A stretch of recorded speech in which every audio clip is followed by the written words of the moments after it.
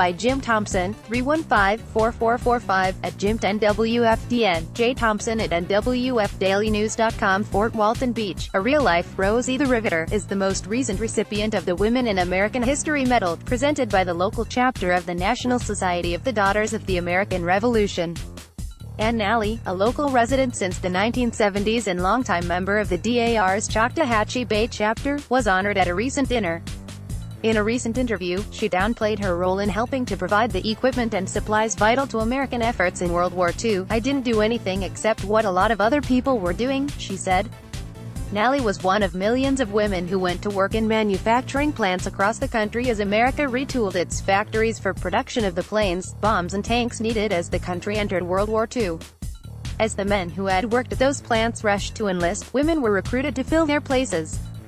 At the center of that labor recruitment effort was the iconic image of Rosie the Riveter, a woman in a polka-dot bandana and work shirt flexing a bicep under the slogan, "We can do it." Nally, now in her 90s, was in her early 20s and working as a nurse's aide in a Hopkinsville, Kentucky, hospital when the war broke out.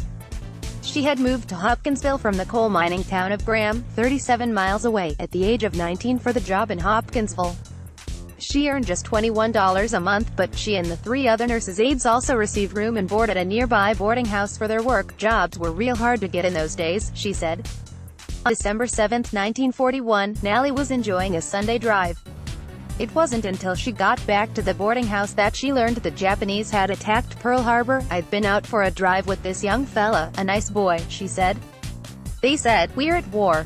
They bombed Pearl Harbor. I didn't know where Pearl Harbor was,' she said.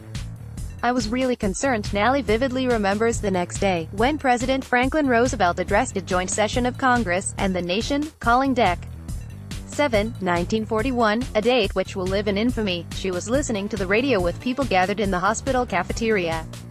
At the end of the speech, the Star-Spangled Banner came over the airwaves. "I didn't know what to do, so I stood up and put my hand on my heart," she said.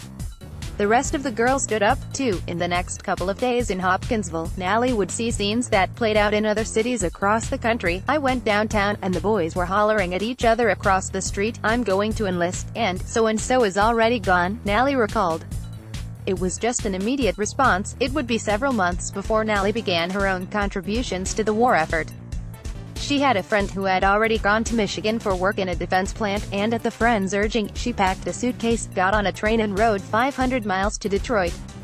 Previously, the farthest she had been from home was a 60-mile family trip from Graham to an Evansville, Indiana zoo. "I think I talked it over with Mom and Dad," she said. "They didn't discourage me. Of course, I had to write a lot of letters home. And I wanted a lot of letters from home." Nally quickly found work with Briggs Manufacturing Company. Before the war, Briggs had produced auto bodies and upholstery. The plant was retooled to produce parts for the B-29 Super Fortress bomber and the KC-97 Stratosphater tanker, as well as 75mm cartridge cases. Nally worked as a riveter, assembling aircraft wing flaps and earning $10 a day. "It wasn't that hard," she said.